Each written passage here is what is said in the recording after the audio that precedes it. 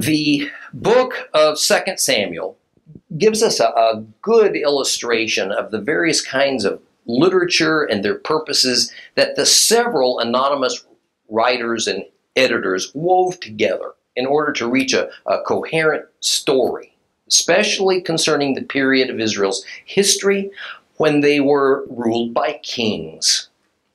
And of course, the overriding reality that God inspired and visibly directed the minds and the hands of these authors is why some matters were only briefly discussed, while others were given more emphasis, more detail.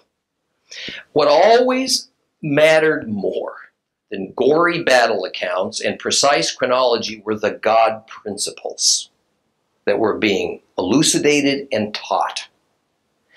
And this unorthodox method that we find in the Hebrew Bible of briefly and of matter-of-factly recording wars and dynasties and the accomplishments of kings and potentates. This was totally unlike that of Israel's neighbors, who tended to glorify, even deify human leaders and to eulogize military victories and expansive sagas of heroism and bravery and strategy and warfare skills. And while only a precious few Hebrews in that era recognized the sure, the steady hand of the God of Israel, and these events that guided, that described Israel's progress, and fewer still comprehended the deeper spiritual element of God's pronouncements and his predetermined unfolding of redemptive history. We worshipers of Jehovah, of the God of Israel, of the 21st century, we have the benefit of hindsight. We have the benefit of the coming of the Messiah, and his name is Yeshua, Jesus the Christ, to aid us. This advantage of hindsight gives us a more complete, a more comprehensive view of the amazing divine path of the many milestones that marked the way, how they all interconnected to bring us to these, the latter days, as we near the finish line of God's redemptive program. So the first 6 chapters of 2 Samuel that used a great deal of dialogue among Bible characters to chronicle, to explain David's rise to the throne upon Saul's death, chapter 7 paused to impart the reason that the God of Israel was doing what he was doing, especially as it concerned making David great in the eyes of the people and feared and admired by the surrounding nations. But chapter 7 was also future-oriented. It was prophetic. God determined that this was the moment he was going to just lift a corner of that veil, ever so slightly, that lay over his plan of redemption and reveal it to David, since the cornerstone of that plan would involve an unnamed, an unknown descendant of this king. Neither David nor his subjects could have known what we know with certainty. That mysterious descendant was Yeshua of Nazareth, God's anointed one. It's fitting that the issue of the temple is what the lesson of 2 Samuel chapter 7 was built around. Because the point for David in wanting to build that temple was how to ensure God's presence with him at all times. So while God was essentially responding to David's request by explaining he had no need, he had no want for a fancy earthly dwelling place, and that his natural mode was to travel with his people, David was still thinking in terms of building a necessarily immobile stone and cedar wood edifice for the Lord. In fact, and I have little doubt that David didn't get this point, God made it clear that even though he would allow a son of David to build a temple, that God would not be dwelling there like a bird in a cage or a genie in a bottle. However, his name would dwell there. Thus, in retrospect, we can see all the parameters being laid out for a whole series of realities that would come a long time into the future of David's day. The most important parameters being that God dwells in heaven, not on earth. And that he cannot be housed in a building made by men, but rather he will be constantly present among and with his people. In times far beyond David's time, God will make his presence available not only to priests, not just to royalty, but to all people who trust in him. And they will not have to go to a specific place to visit him, to worship him, but he will travel with them wherever they go, wherever we go. Be with us, be with them, wherever they are. Now, I'm not sure that a modern day believer can comprehend just what a radical notion that was. What the Israelites thought regarding where gods live, how gods interacted with the nations in their charge, was generally the same thoughts that their idol-worshiping neighbors harbored. Whatever David pictured as how God accomplished his plan to always be present with his people on earth is certainly not what we now know to be the case. 2 Corinthians 6:16. What agreement can there be between the temple of God and idols? For we are the temple of the living God. As God said, I will house myself in them and I will walk among you. I will be their God. They will be my people. So what we see is that just as the Lord said in 2 Samuel chapter 7, he's determined to be in a tabernacle, a portable dwelling place, if you would. And this is so he can travel with his people and get that concept into their minds. And while the New Testament commonly refers to us, God's worshipers, as his temples, that's just really a reflection of the common speech of those times. More correctly, we are not God's temples. We're his tabernacles. We are temporary traveling tents. But not only that, but because the Lord will house himself in his people, no separation from him is possible. It can't occur. In other words, if the Lord permitted himself to be housed inside of a temple building, then he was by definition separated from his people unless they journeyed to that temple.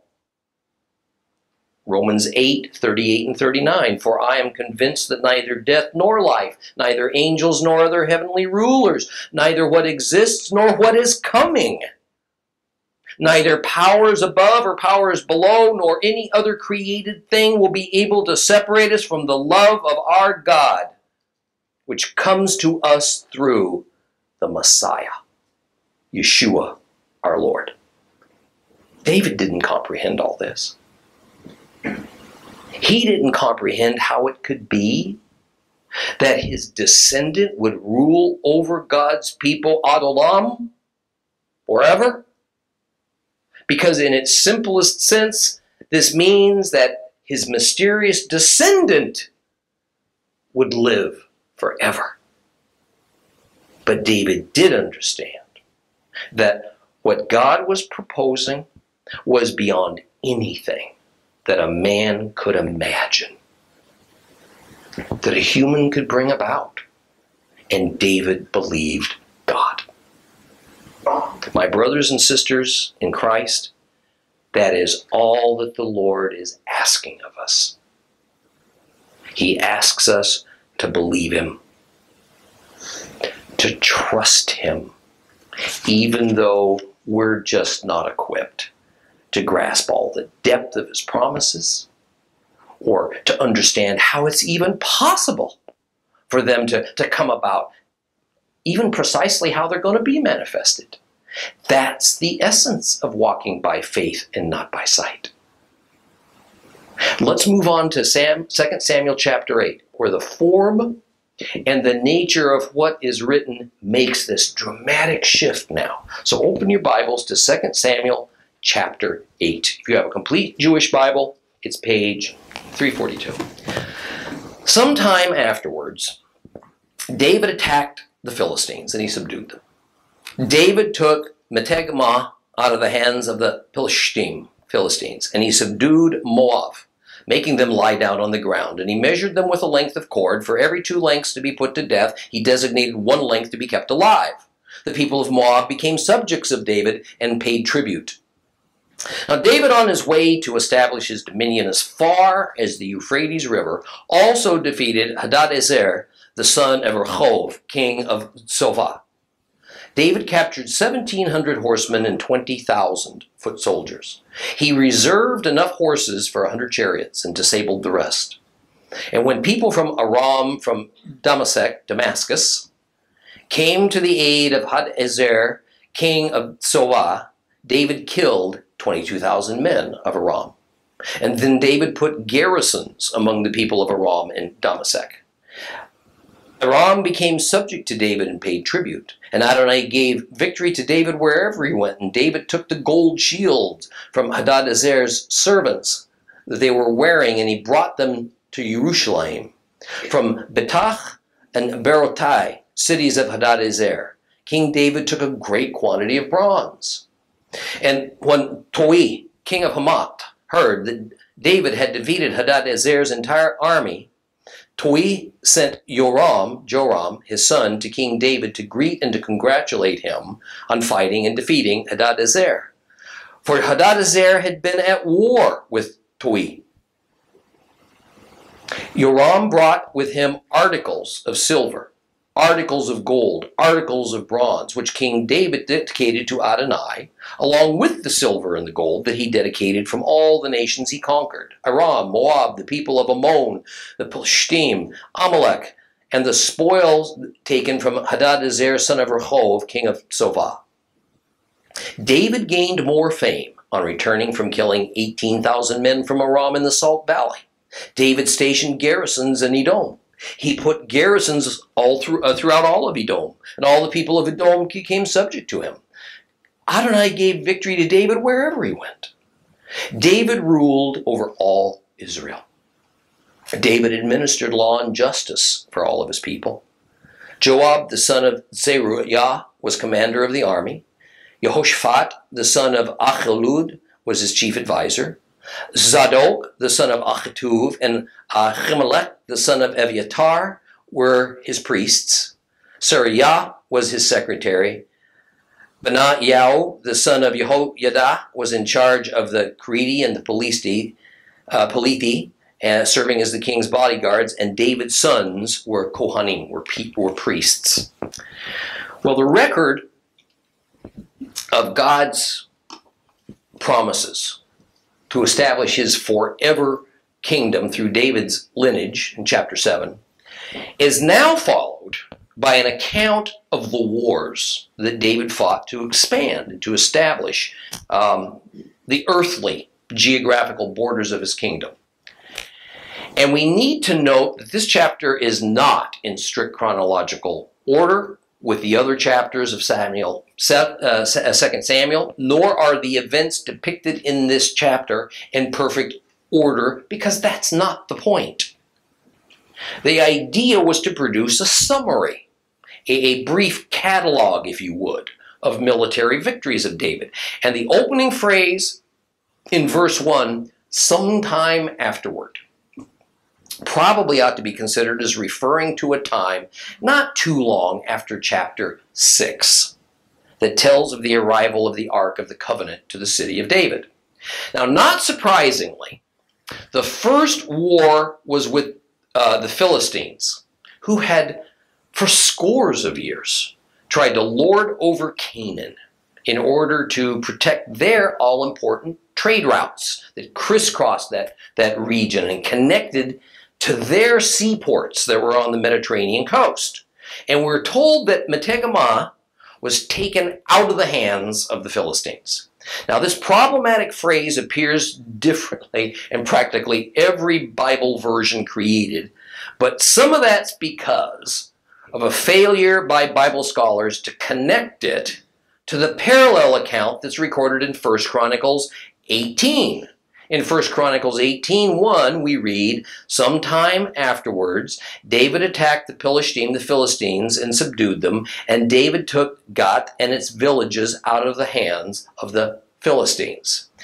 Meteg Ammah can literally be translated as the bridle of the mother.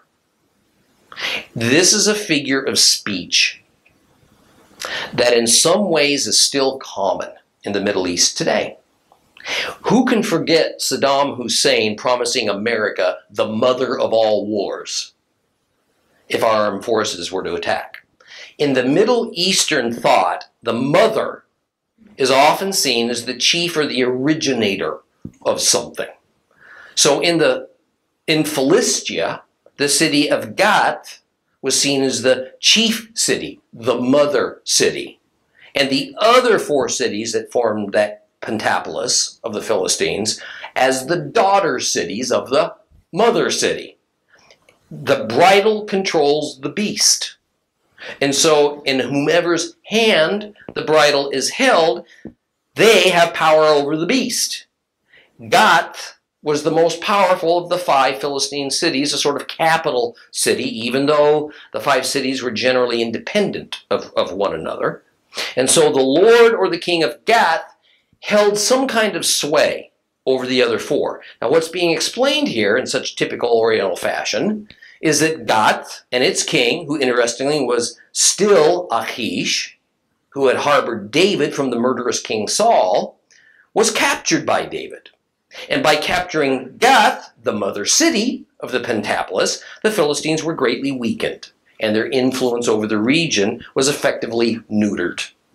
So while Metegamah is referring to Gath, it's no more an official or alternate formal name for Gath than the Big Apple is an official or alternate formal name for New York City. But it is indicative of that city's importance and status and acknowledges that it is that nation's overall power center. The next victory is briefly described in verse 2. This victory is over another people. It's called the Moabites. And it's interesting that David ordered such harsh treatment of the Moabite population so that apparently 2/3 of the Moabite soldiers were executed. And the passage says that David used a length of cord to measure the people, the troops of Moab, and for every 2 lengths of it, he killed 2 soldiers, and for every 1 length of it, he allowed that soldier to live. There is no other record of any conquering nation that used that strange method to determine who lived and who died among the enemy. Therefore, I highly suspect that this is just some kind of a figure of speech. There wasn't this actual measuring ceremony. Rather, there was, I'm sure, some summary means of lining up the defeated combatants and killing 2 out of 3 of them. And it was as if someone used a measuring cord to measure out who would die, who would live. Now, what surprises me more than the mass execution is that it involved Moab. Moab had been a friend of sorts to David and to his family in years past. The king of Moab, if you'll recall, had agreed to let David's parents and his family live there, protected, while David was on the run from King Saul. Even more, David's famous ancestor Ruth was from Moab, so there was an ancient family connection here. Although it's not recorded, it must have been that Moab seriously offended David and the repercussions were pretty severe. Or David concluded then that unless Moab was greatly weakened, they just wouldn't be controllable. And the most expedient way to weaken a nation has always been to diminish their military. And verse 3 explains that part of David's aim was to extend Israel's dominion all the way north to the Euphrates River. Now, no doubt this was seen in David's eyes as a given because it was promised to Abraham in the Torah back in Genesis 15. Genesis 15:18, that day Adonai made a covenant with Avram. I have given this land to your descendants from the Wadi of Egypt to the great river, the Euphrates River. Thus, David led an expeditionary force to the north and to the east, and he confronted the nations of that region who had no intention of being part of a greater Israel if they could help it. And a fellow named Hadadezer was the general of the army from the nation of Tzovah, a nation that was located near Damascus, Syria. And Hadad was the name of the supreme sun god of that culture. So this fellow's name meant Hadad, the sun god, is my help. This army of Hadad had many horses and chariots, and they were all captured by David's forces. But David, who was aware of God's instructions from Deuteronomy 17, kept only sufficient horses to operate 100 chariot teams, and he hobbled the remainder. Deuteronomy 17:15 and 16. In that event, you must appoint as king the one whom Adonai your God will choose. He must be one of your kinsmen, the king you appoint over you. You are forbidden to appoint a foreigner over you who is not your kinsman. However, he's not to acquire many horses for himself, or have the people return to Egypt to obtain more horses, inasmuch as Adonai told you to never go back that way again. Aram and Tzovah were part of a large coalition that included the nation of Ammon. And apparently they acted to help one another when they were attacked. So next we read that some Arameans came to the aid of Hadad. And they too were slaughtered by David's army. And here we see the time when the area around Damascus, Syria, came under Israel's influence and control, as David didn't merely conquer them, he left substantial garrisons of Israeli troops to secure the region. So from here forward, we're going to see a connection between Syria, sometimes called Aram, sometimes just referred to as Damascus, or in Hebrew, Damasek. And we're going to see that connection between them and Israel continue all throughout biblical times. Much of the time as friends, but other times as enemies. A substantial Jewish community even sprang up there. So we find the Apostle Paul on his way to Damascus, the road to Damascus, to try to expose or arrest some Jesus sympathizers. And verses 7 through 12 explain that David confiscated gold and bronze away from the conquered peoples. He took it back to Jerusalem, and no doubt he stored it away for later use to construct the temple and its furnishings and make all of its ritual implements. And then we find out that he also attacked yet another army, killing 18,000 of its troops. And this gained David an even greater level of fame than he was already enjoying. Verse 13 speaks of his battle with Aram in the Salt Valley. I told you earlier, Aram is another name for Syria. So Aram here, at this point in verse 13, this is a copyist error. The Valley of Salt was an Edom, not Aram. This, of course, comports with the next verse that states that David garrisoned troops in Edom, and that all of Edom became subject to King David. But it also shifts the scene then from the north to the south, And it records how David expanded Israel towards the southeast as well as he did to the northeast. And then the key to all of David's successes ends verse 14. Adonai, actually it says, Yud-He-Vav-He, Yehovah, actually gave victory to David wherever he went.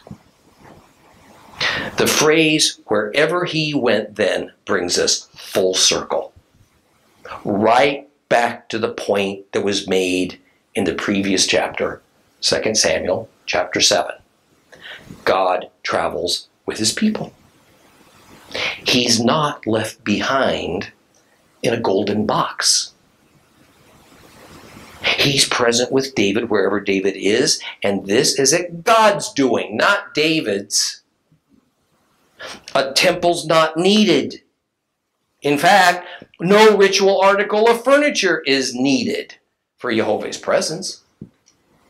Further, God's not limited by national boundaries.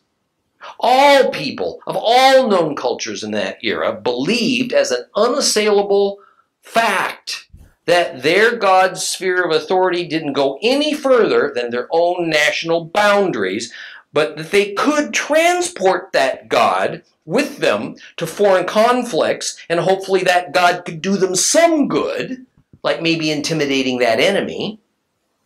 And then verse 15 explains a couple of important premises about David's reign. First, this is a big one. He ruled over, it says, all Israel. The term all Israel is one we've discussed on a number of occasions because except for brief periods of time, Israel was always divided into two main camps, Judah and Israel, or as it was called a few years after King Solomon's death, Judah and Ephraim.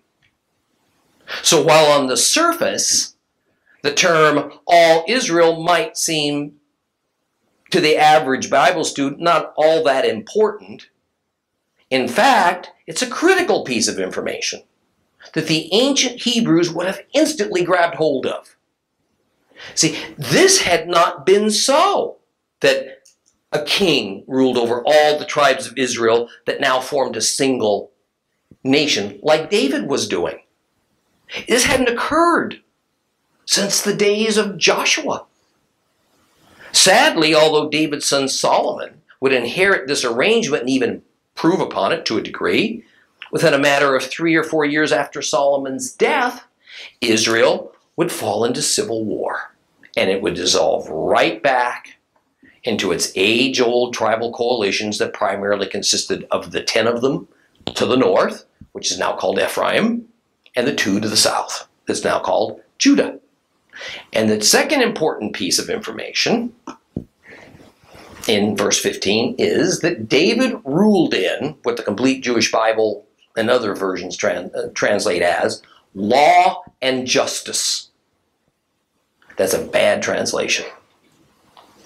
The original Hebrew is mishpat tzedekah, and it ought to be translated as justice and righteousness, or probably most literally as righteous judgment.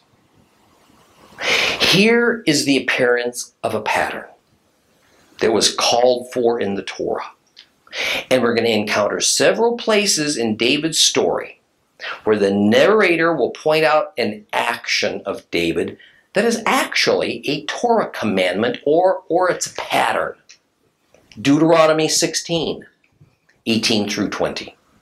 You are to appoint judges and officers for all your gates in the cities Adonai your God is giving you, tribe by tribe, and they are to judge the people with righteous judgment. Mishpat tzedekah. You are not to distort justice or show favoritism.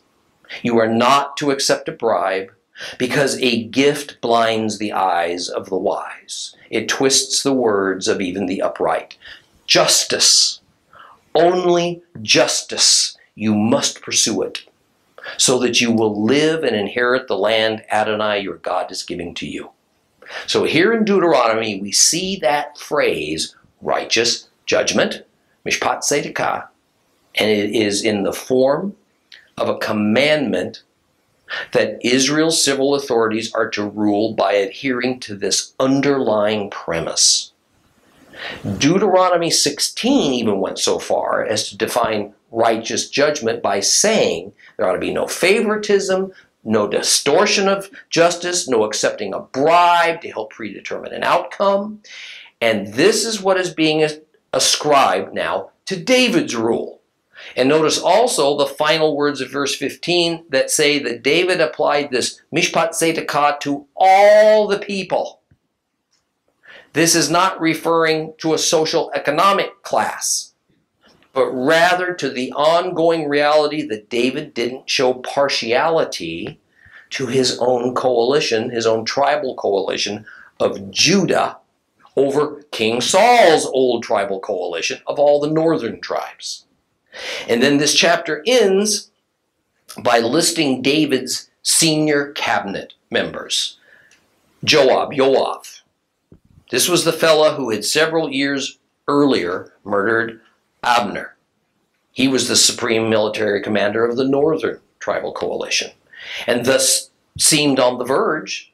Looked like Joab was going to be tossed aside by David, but he's now apparently survived. He's even cemented his position as David's right-hand man and general of the military.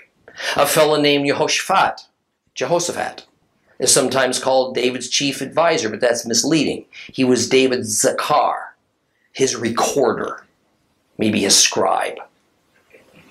He was charged with recording the official history of David's administration, including all the battle details and the pacts and the treaties that were made with other nations, family genealogy. And to a degree, he was probably, you could consider him as David's royal biographer. Verse 17 throws out a tantalizing tidbit. It is so easy to overlook as it does so with no fanfare. It is that Zadok became a chief priest, or better, high priest, but that he shared that duty with Abiathar.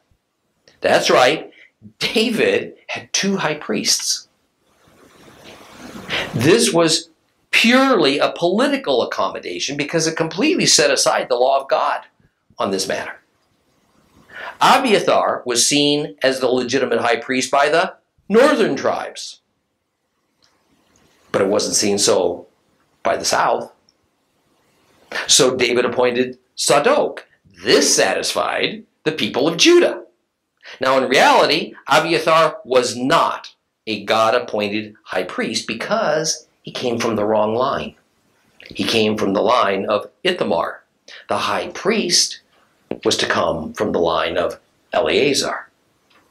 But since the time of Eli, Samuel's mentor, the high priest had come from the line of Ithamar, and thus this was the line of high priest that existed under King Saul. Zadok, on the other hand, came from the proper God-ordained line of Eleazar. After Solomon took over from his father David, he deposed Abiathar. And so Israel finally only had one high priest like they should have, the one that came from the correct lineage, and that high priest was Zadok. Well, the final verse is a little bit cryptic. It's a little bit difficult to understand what it's trying to communicate. First, a man named Benaiah is said to have charge over the Keriti and the Peliti.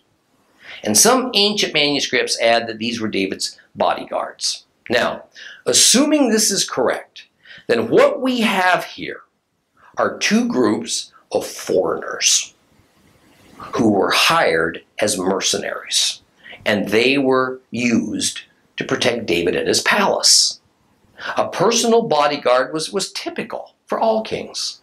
And it was also typical, actually, to use foreign mercenaries rather than the local nationality. The reason was that foreigners had no real axe to grind about who was king. They just wanted the money.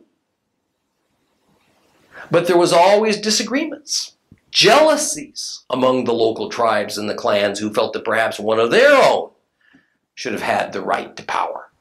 So to use guards taken from among them presented more of an opportunity for a coup attempt.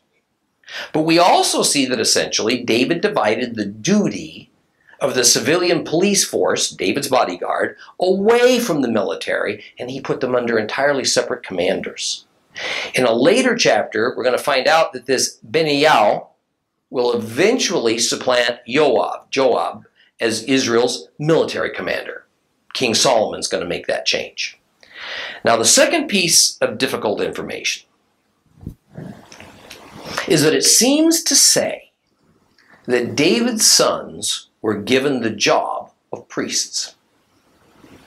Considering that David saw it as no problem to appoint 2 high priests, one has to wonder if he just felt free to assign as common priests anybody he chose. Some rabbis say here that the Hebrew word kohanim does not mean priests, it just means ministers or rulers, which frankly has no other comparable use in the remainder of the Bible, not before, not after. So I have no doubt this is not correct. Other rabbis admit we have to take this at face value and accept that for some unknown reason, David actually made his own sons priests. Now, I've said it in earlier lessons, and I'm sure I'm going to say it again numerous times. Israel was woefully ignorant of the law of Moses and generally merely followed man-made customs, man-made traditions, and they did what seemed right in their own eyes. That David would think that he could choose not only to maintain 2 high priests, but also to appoint his own sons as priests, who were obviously Judahites and not Levites, is just another indication of the willful ignorance of Torah that sent Israel into a long death spiral that finally ended in disgrace and exile from their land inheritance. With that particular thought in mind, we're going to exit chapter 8 and move on to chapter 9. But before we do, and this is going to happen next time, I want to set the stage by making a paraphrase, adding a bit of to a comment that was made by a marvelous Jewish Christian scholar and writer from the 19th century, a fellow by the name of Alfred Edersheim. In his wonderful work entitled Bible History of the Old Testament, he makes a general observance about biblical characters, most of them referred to as biblical heroes. And it's this: there is a common, if not a alarming, peculiarity about even the most prominent and the highly praised Bible personalities. And it presents us with a rather humbling personal lesson if we'll only pay attention to it and allow it to sink very deeply into our hearts. As we watch these especially revered Bible characters appear in the holy texts, and then as we see them progress, they seem at times to be far beyond our reach in their purity of thoughts and their courage and perfection of action. It seems as though perhaps the evil inclinations and our propensity to give in to temptations and impulses that derails us mere mortals, and at times sends us spiraling into guilt and to defeat, didn't even exist in them at all. And I say that this is not fair. It's almost as that their awesome lives of walking in faith and courage is no example for us at all, because they're so near perfect in their selfless devotion to God and to His will that we can't envision ourselves ever approaching such a thing. But then suddenly, without warning, these Bible heroes fall. A dark shadow passes over them that ironically illuminates a hidden side of their character that we never saw coming. One that seems incongruous with what we have otherwise seen them accomplish.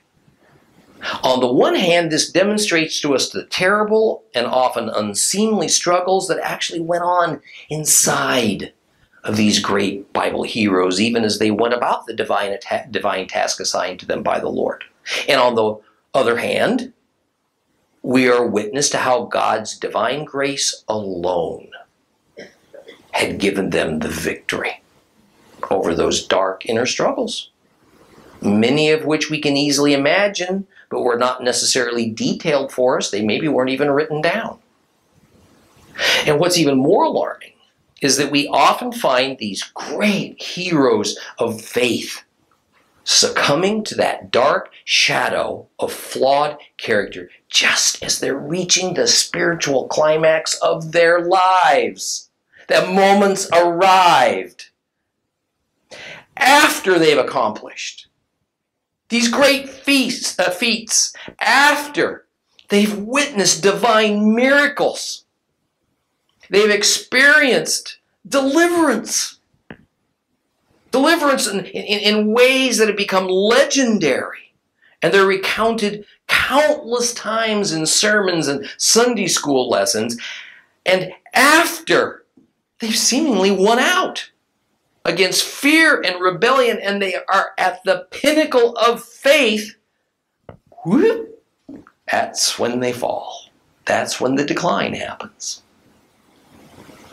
We saw this dilemma appear with Moses and Aaron. We watched Abraham turn his own wife over to Pharaoh. We've already had some glimpses of it, and soon we're going to witness it at an even greater level with David. Later on with Elijah. What we need to take from this, God doesn't pick great men and women to do his work on earth. God picks ordinary men and women to use for great things that he's going to do.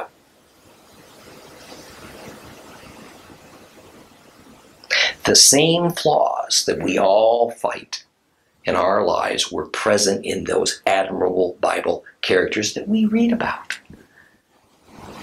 We don't need to be intimidated by these Bible heroes. We don't have to put them on pedestals as untouchable. They merely did the one thing that many of us have not. They said yes when the Lord called. They didn't even know what that yes might entail. They didn't know what it would lead to, because that is the number one condition for serving him. Yes, without knowing what. But for those who've answered the Lord's call and have participated in things of merit for the kingdom that others stand back, admire, or pray that they would be called to do, I want to forewarn you. Being at the pinnacle of faith and accomplishment often means that fall to that valley floor is a lot longer and a lot more jarring when you get there. So if we have answered the call, if we have been led to great victories, we not only have to carefully maintain our humility before God, we need to maintain ourselves in his kindness in the same way as when it was that we started to ascend to that mountaintop. By trusting in his sufficiency and not in our own knowledge, not in our own abilities. By recognizing that we are all human. Failures and defeats are going to be part of our lives.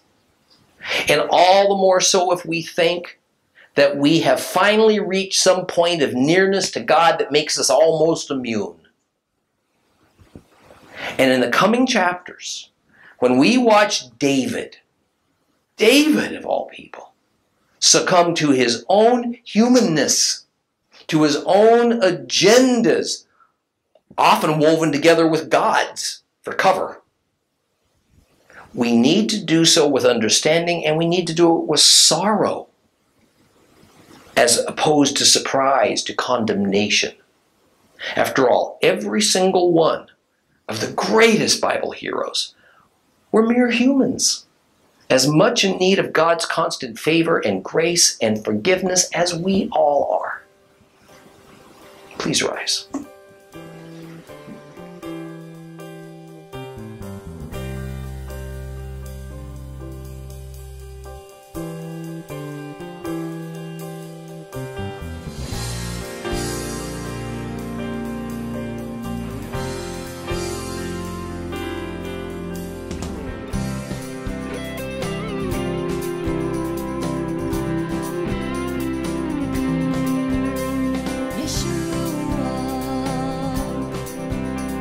Yeshua,